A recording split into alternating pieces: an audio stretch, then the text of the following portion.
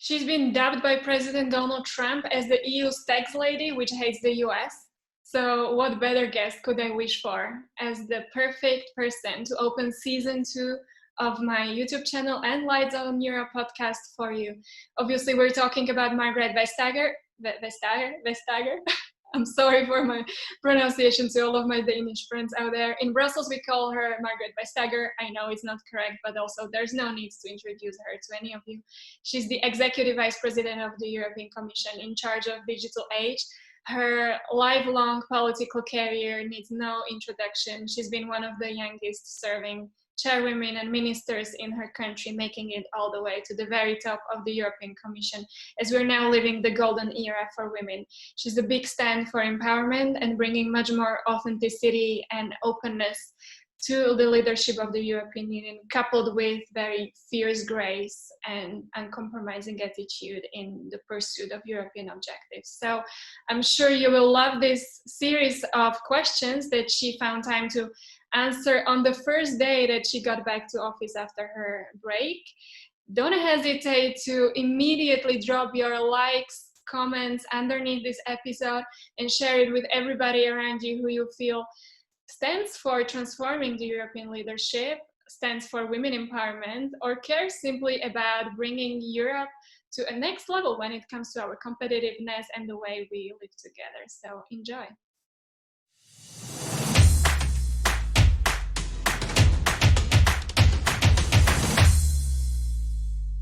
I have to say that it's the greatest honor to have you as the first guest for season 2 of my podcast, because I've been super passionate, as you know, about shining light on the new feminine leadership of Europe. And the first season of Lights on Europe was very much focused on the human story behind the story of the Brussels bubble and who are we, what do we care about, how do the eucareers actually look. And now that I'm at the beginning of season 2, I would really like to drill a bit deeper with change makers like you, looking at what is the inner work that the leaders are doing and that is necessary for them to be able to show up as the greatest selves that they are for Europe. So I really appreciate your time. So thanks a lot. No, not at all. You're more than welcome. I was very touched by what you're doing and how engaged you are. And I think it's very important because if it's not talked about and pointed at, then people will not realize that things are changing. Then all of a sudden we take it for granted without sort of appreciating and without then also making sure that it becomes irreversible. That the next generation, for them, that it is a natural thing. Of course, why shouldn't I? But for the generation before me, it was never a natural thing. There's been so much to do. So no, I really like what you do, which is of course why I'm here. So thank you very much for having me.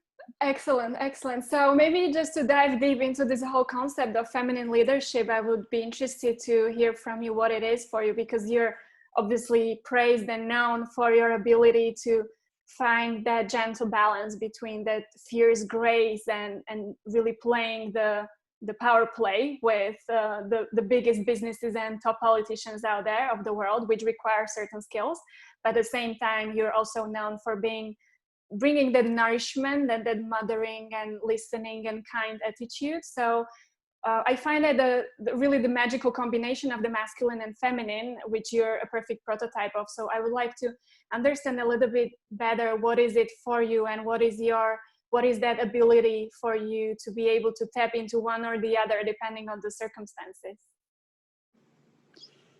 That is an excellent point, because it is indeed about all the different sides that you have, feminine sides, or the stereotype feminine sides and the stereotype masculine sides, and not letting yourself be confined in either of those, and not being afraid of using both sides.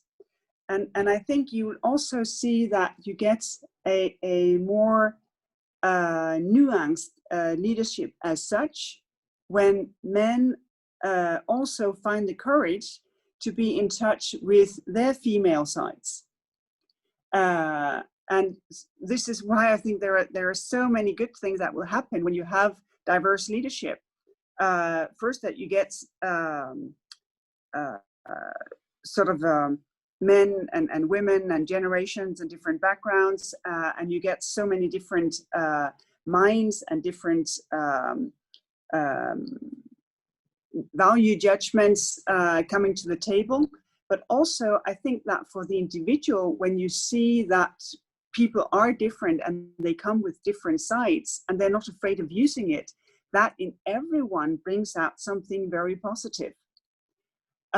So I think that the fundamental thing is to overcome the fear that you're not right if you're not male. And did you for have me, that? was, yes, I think everyone has it, who's in a position where you deal with most males. Because the message you get when you enter a room is that you're wrong. And of course, when I was younger, I would dress more formally. I would be more sort of in the female version of a suit, because you try to fit in. You say, oh, something is wrong. They look at me as if I do not belong. They talk in a secret code. What is it? What is it that I do not do right here? And it took me quite some time to realize that even when you dress like a man and try to speak like a man, and you consider taking up golf and getting a hunting certificate, they're never fooled. You're never seen as a man when you try your hardest to fit in. And the sacrifice in trying to be a man when you're a woman and want to be a woman is, of course, so much bigger. But it has taken some time, because I think everyone has this very fundamental that you want to fit into a group. And this is why diverse leadership is a challenge, both for men and women, because when the group is much more diverse, it's so much more difficult to find that comfort in fitting in. Yes. And you must immediately be much more yourself. And that is always a challenge when you have to confront yourself. Yes. And to make this a bit more relatable for those who are a couple of steps on the ladder below you and who are trying to figure that play out, can you still remember those moments? When did you do that conversion of realizing that you're losing out on bringing out the best yourself when you're trying to fit in their own way? And how did you discover the new you, which we know now? Do you remember like moments, those tipping points which made you who you are, or certain transformation triggers or personal development work or practices that you embraced which allowed you to get to the new or a different version of you? There was a certain time I was the political leader of my party, which is the Social Liberal Party in Denmark. And it was awful. The party was, dropping in the polls. We had absolutely no political influence. I was asked on public television, one of the most seen news shows, if I was the right leader of the party. So it was awful. It was really, really grim. And then one day, wondering what I should do, I realized that I didn't have to do it. I could leave. I could do something else. I had an education. I could apply for a normal job. I could maybe start my own business. I could do a number of things. I didn't. It was no duty. And that can seem, unforgivably trivial, but it made me realize that it was my choice to be there. And when it was a much more conscious choice, I said, I want to do this. And in that moment, I also realized that it's not about changing myself. It's about bringing out more sides of myself for people to see who you are. Because whatever is your task, it can be formal, it can be less formal. You can only do it well if people trust you to do it. And trust is a human thing, so you need to be able to relate to. And in that, I think you have to bring out more sides of yourself. practically speaking, if you apply this at the top political level, somebody at the level that you're playing at can, and you've also been judged as committing economic errors, political faults, all kinds of judgments, which can obviously hurt and can unbalance you in whatever you're trying to create. How do you deal with this kind of criticism on the one hand, on the other hand, the vulnerability and the authenticity that you're trying to bring to the European space? Well, the first thing is that very often your critics, they don't want to help you do better. They want to promote their own agenda, and they want to use you as a stepping stone to do that. So I have tried to, exercise my ability to figure out what is real criticism that I can learn from, where I should do better or I should correct errors, and what is just, rubbish that I should throw over my shoulder and never think about again. And that, I think, is very important. And it can be helped by having people close to you that are willing to discuss what you're doing in an honest and open way, so that you have something with whom you create a learning space.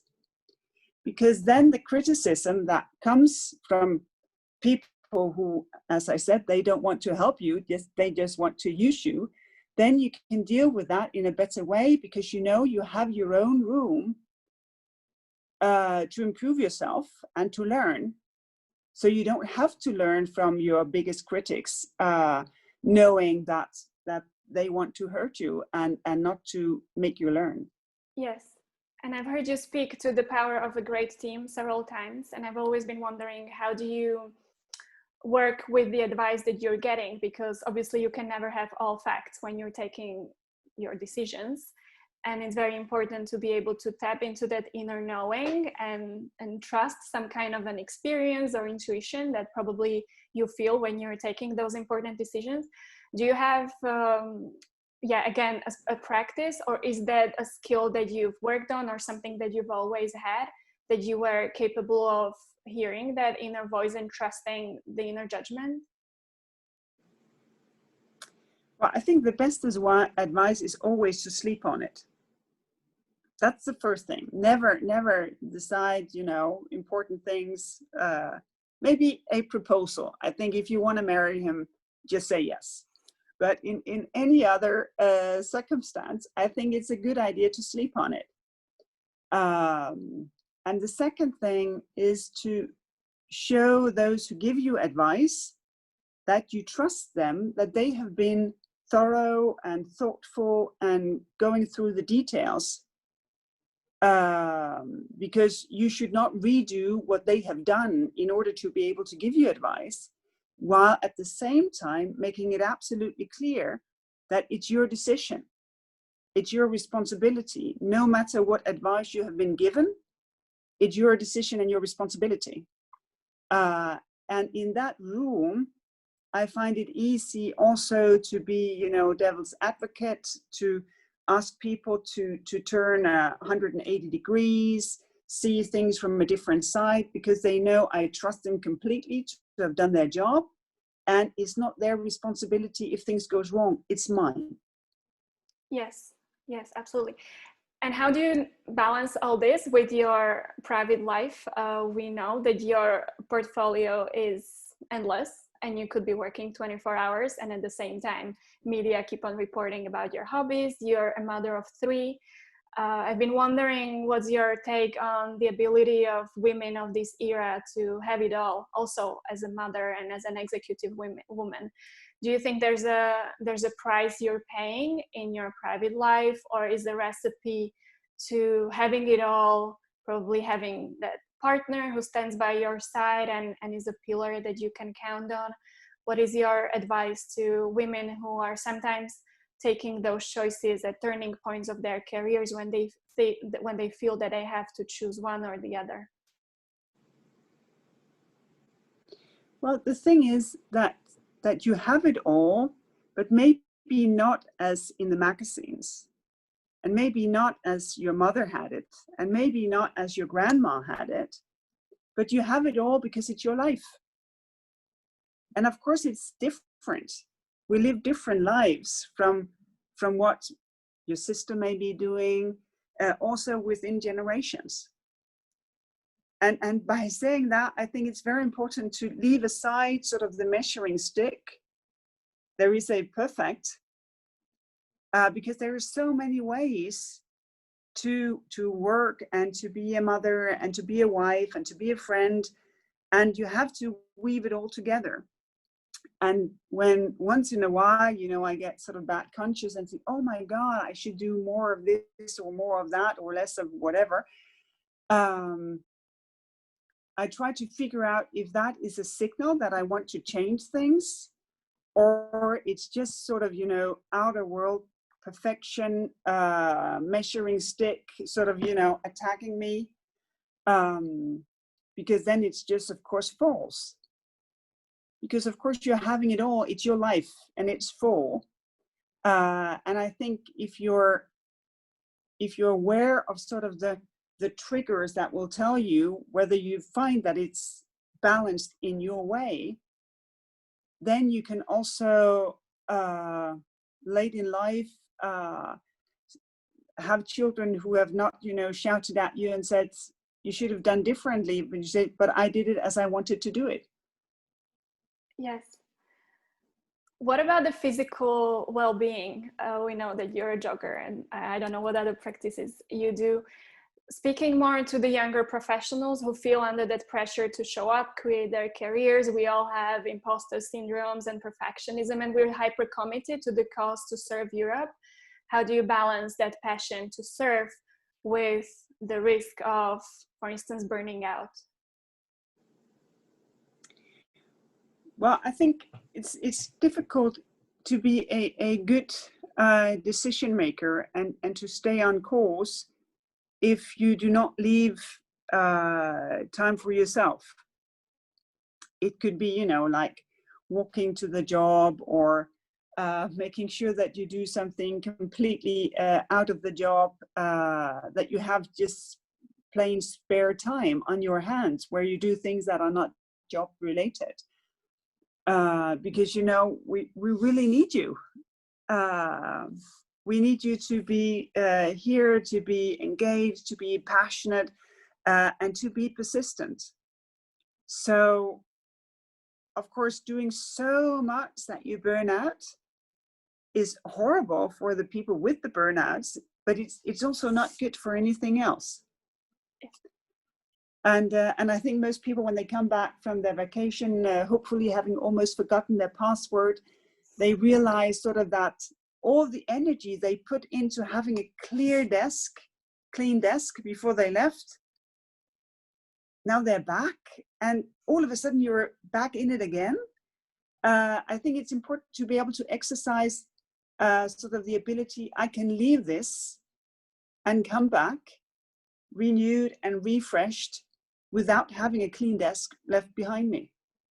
Genius. I have a couple of very short questions for you. Feel free to answer with 1, 2, 3 words. What's the dream job that you would create for yourself now if you weren't a politician?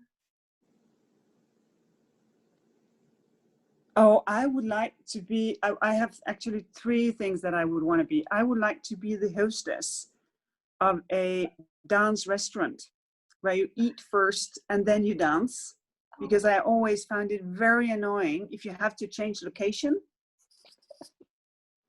And the second thing is that I literally want to be a bridge builder.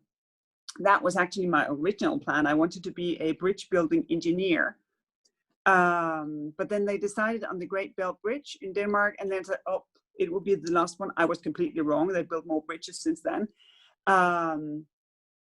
Because I think that in what I would want to do would be to create space for humans to have fun and space for humans to connect. Genius. If you were starting your career now as a policymaker, what is the policymaking skill or life skill that you would invest into building?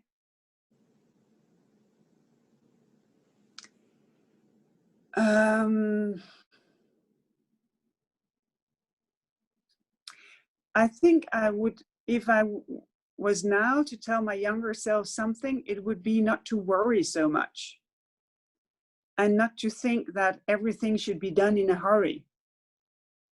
Because, for instance, now, I realize that good legislation, basically 80% is something that you do already, and only 20% are new to give it direction.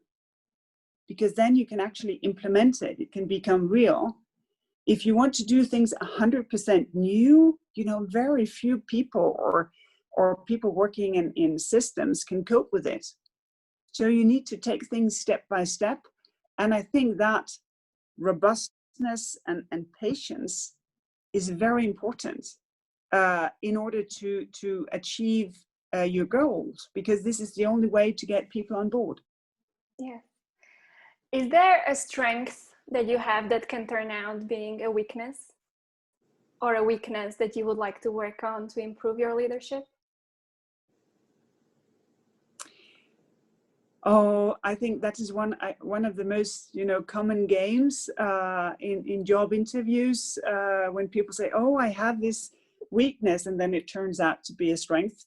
I really have a problem in being on time, and in my Danish culture, you're supposed to be on time. But the thing is, the reason why I do not correct that is that I try to comfort myself by saying, but I get a lot of things done. Of course. So, no, I find that to be a real weakness, always to be just a bit late. Do you have one miracle morning practice that sets you up for a great day? Getting out. No matter the weather, no matter where you are, just get out. Jogging or just walking. If you're in a new city, well, and maybe not that courageous and not having that much time, just around the neighborhood, just to get a sense of where you are and what is the weather like. Yeah. You've mentioned it's important to have people who you can bounce off ideas from. I've also heard you say that one of your role models was Madeleine Albright and Nelson Mandela. Who would be your role models out of the now practicing executives and top politicians, for example, that you use as your role models or inspiration or mentors? Well, I don't really have, one person. Also, because I think very often it's too much to ask, because no one is perfect. So it's more, I think, I really like what Kristalina Georgieva is doing in the World Bank. I really appreciate how Christine Lagarde is becoming the chief of the ECB. I find inspiration here and there, because I think that is more closer to the truth, that you can find inspiration and inputs and impulses with many different people, rather than clinging it all to one, who will eventually, as we all do, disappoint one way or another. It's great to hear you mentioning women. We are now living a golden era of women leading the European Commission. If you were the president of the European Commission, is there one value or principle of the corporate culture that you would like to work on reinforcing or changing in order to improve the corporate culture of the institution? Well, what we have started now on diversity, I think that is very important. But it cannot only be diversity in terms of men and women, must also be different backgrounds. It becomes natural when it's nationality, but all kinds of different backgrounds that we recruit wider. And the second thing would be language. We would have a dependent source of income if you had to put down a euro every time you used an abbreviation. The European Union as the only exception. Because if we could open the language so that it was easier to understand, I think more people would share our passion for the European part of our democracies. This is one of your magical skills, that you can communicate very complicated policy areas and legislation in a very human way. how would you broaden it out to all policies that the Commission is doing? How should we transform the way we communicate about Europe in order to win the trust of the people that you mentioned? Well, we very often think that it's about us. You know, no matter how I have fought it, my speaking points always start, today the Commission. So, because the news is that we have taken a decision. So we are there, it's about us. And I think if we would make it more about teachers who need better connections in order to teach their children, their pupils remotely, or more about the fishermen who are worried about their quotas, or more about people living in cities worrying about air pollution. I think that is the most important driver. But I think it's very human, and I think it happens for everyone. It happened for me when I was in the national democracy. It happens in every municipality, that you tend to think that you do something instead of what is it that you do. This is about the what, and now my question is about the who and how. Do you feel there's a space for our communication to include more information about the who are the people behind the scenes? A little bit along the lines of what Lies in Europe and what I'm trying to do here is committed to do, to show the people who are actually the souls behind the institution.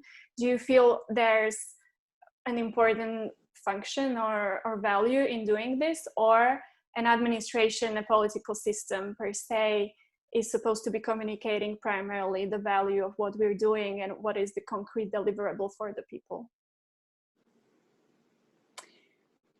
Well, I think it's so unfair when people say about other people working in the European institution, they are faceless bureaucrats. You know, that's a good example of the critics who just want to use us, for their own purpose, because it's really a mean thing to say. Because, you know, everything we do, when actually you do the follow-up to make sure that a member state will do something to have cleaner air. Every time farmers feel that they can safely transfer into organic farming, everything you do something, that is a monument to the people working here. You know, there are no statues of sort of the generic staffer in one of the institutions, but that monument is in every time a piece of legislation is put into real life. And I think if you think about it that way, then you also realize that there is a connection between you and me as people and the people who benefit or sometimes feel the pain of legislation being put into real life. And that is very important, because institutions are the building blocks, but they will only remain solid and trustworthy and long-lasting when the people have the passion to fill it. And this is why people are so important, and what we do and the choices that we take. Yes. Do you have one vision that you always had for yourself of what you wanted to create, or a thing that you want to be remembered for when you retire? Well, I have always tried to fight this idea, what would I be remembered for? Because I think if you are remembered, it's because of something you did, not because you wanted to be remembered, but because this is what you really wanted to do, that this was your passion, that this in some way helped truth for the people that you work with. Then maybe someone will remember you. But things that you do to be remembered, there is a risk that they are false, that they're not for real. And the only thing that I can remember from my earliest days back in primary school was that I wanted to work with other people so that we could agree on what to do to improve our situation. When I say Slovakia, what's the person or an experience that comes to your mind? Oh, a lot of friendship. Because I have, great colleagues here. And I just really appreciate that. Also because I come from a country where the knowledge about the eastern part of Europe is not the strongest. And that is so unfair, because each European country has the same character and differences as any West European country. So, we have these now, COVID came in between, but starting to travel more outside of capitals. And this is still some of the things I really look forward to do, to meet more people, because my guess is that it's the same in your country as in mine, that people outside of the capital, they're different from the people living in the capitals. Yes.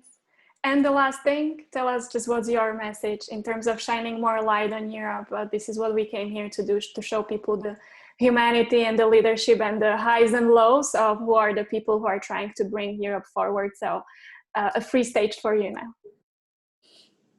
Well, that is always the tricky point, because there are so many things to do. But I think in these days, the most important thing is to show people that just as well as we can fight the COVID-19 virus, we can fight climate change, because that is as giant, is an even bigger thing to do, because it's also about life on this planet. And it shows in everything that we do if we're really on target to make it happen. Okay, thank you very much. I really enjoyed this interview. Hope there will be more. Yeah. Wish you a great start of this year, rentrée to work, and fingers crossed with everything that's ahead of us for this season. Yeah, likewise. And thank you very much for doing this. I hope that your podcast will travel very, very far.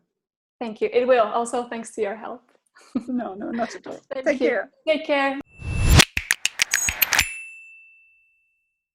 Oh my God, that vulnerability and authenticity that she brings to this space, I couldn't have wished for a better guest to open season 2 of Lights in Europe and our podcast series. So drop your likes and comments underneath this episode, share it with everybody around you who you feel cares for the future of transformation leadership in Europe. And don't forget to click on the subscribe button on my Lucia Koleshincova YouTube channel so that you are notified about every single episode that's coming up, because there's great stuff held up for you. Thank you for your support and see you next time.